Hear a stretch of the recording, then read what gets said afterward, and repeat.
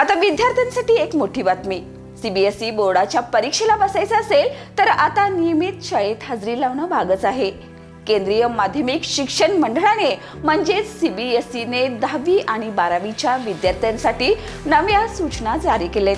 त्यानुसार किमान 75% उपस्थिती नसल्यास थेट बोर्डाच्या परीक्षेला बसण्याची परवानगी मिळणार नाही.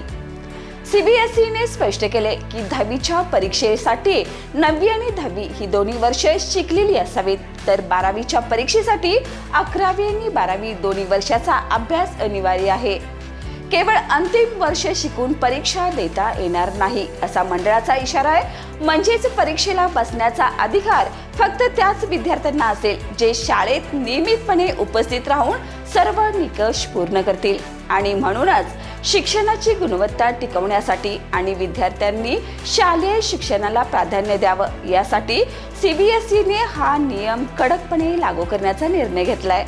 तर आता स्पष्ट आहे, बोर्डाची परीक्षा पास करायची असेल तर आधी नियमित हजेरीचं बंधन पाळावं लागेल. या आणि अशाच ताज्या अपडेटसाठी पाहत राहा तारा न्यूज.